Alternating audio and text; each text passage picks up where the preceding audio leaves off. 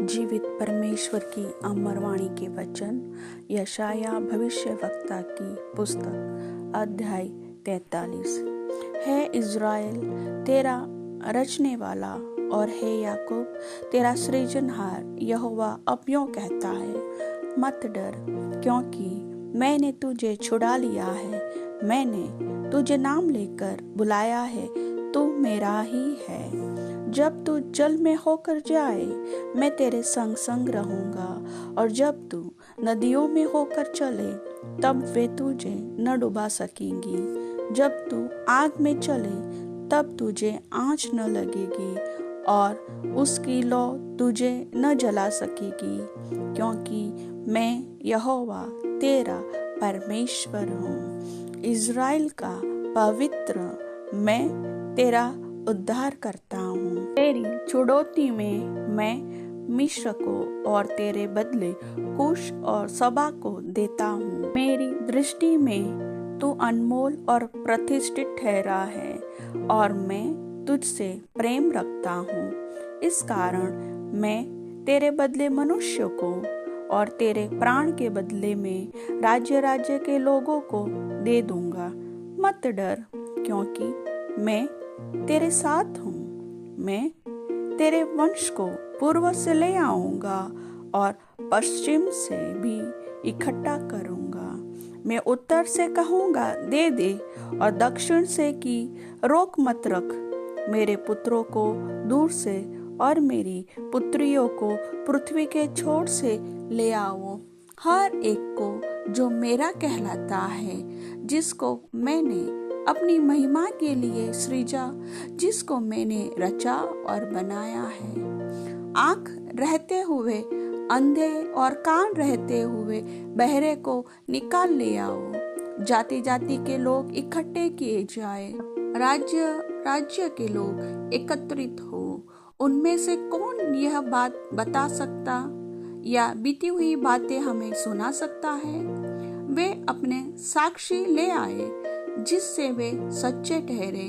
वे सुन ले और कहे, यह सत्य है, यहोवा की वाणी है। तुम मेरे साक्षी हो और मेरे दास हो, जिसे मैंने इसलिए चुना है कि समझकर मेरी प्रतीति करो, और यह जान लो कि मैं वही हूँ।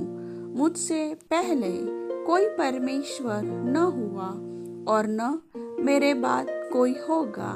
मैं ही यहोवा हूँ, और मुझे छोड़ कोई उद्धार करता नहीं।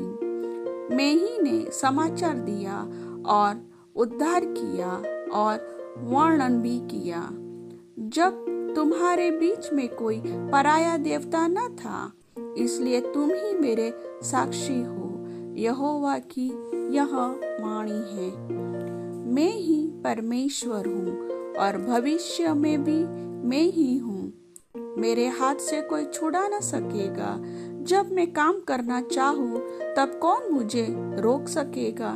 तुम्हारा छुड़ाने वाला और इज़राइल का पवित्र यहोवा यूं कहता है, तुम्हारे निमित्त मैंने बेबीलोन को भेजा है, और उसके सब रहने वालों को भगड़ों की दशा में, और कसदियों को भी उन्हीं के जहाजों पर चढ़ाकर ले आऊंगा, जिनके विषय वे बड़ा बोलते हैं। मैं यहोवा तुम्हारा पवित्र, इज़राइल का सृजनहार, तुम्हारा राजा हूँ। यहोवा जो समुद्र में मार्ग और प्रचंड धारा में पथ बनाता है, जो रथों और घोड़ों को और शूरवीरों समेत सेना को निकाल लाता है। वे तो एक संग वहीं रह गए और फिर नहीं उठ सकते। वे बुझ गए, वे सन की बत्ती के समान बुझ गए हैं। वह यूं कहता है, अब बीती हुई घटनाओं का स्मरण मत करो, न प्राचीन काल की बातों पर मन लगाओ। देखो, मैं एक नई बात करता हूँ, वह अभी प्रकट होगी। क्या तुम उससे अनजान रहोगे? मैं जंगल में एक मार्ग बनाऊंगा और निर्जल देश में नदियां बहाऊंगा। गीदड़ और शुतुरमुर्ग आदि जंगली जंतु मेरी महिमा करेंगे, क्योंकि मैं अपनी चुनी हुई प्रजा के पीने के लिए जंगल में जल और निर्जल देश में नदियां बहाऊंगा। इस प्रजा को मैंने अपने लिए बनाया है कि वे मेरा गुणानुवाद करे। तो भी है याकूब, तूने मुझसे प्रार्थना नहीं की, वरन है इज़राइल, तू मुझसे उकता गया है। मेरे लिए होम बलि करने को तू मेमने नहीं लाया और न मेल बलि चढ़ाकर मेरी महिमा की है।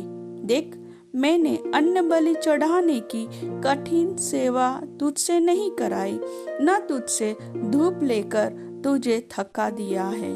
तू मेरे लिए सुगंधित नरकट रुपये से मोल नहीं लाया और न मेल बलियों की चर्बी से मुझे तृप्त किया, परंतु तूने अपने पापों के कारण मुझ पर बोझ लाद दिया है और अपने अधर्म के कामों से मुझे थका दिया है। मैं वही हूँ जो अपने नाम के निमित्त तेरे अपराधों को मिटा देता हूँ और तेरे पापों को स्मरण न करूँगा। मुझे स्मरण करो, हम आपस में विवाद करें। तू अपनी बात का वर्णन कर जिससे तू निर्दोष ठहरे।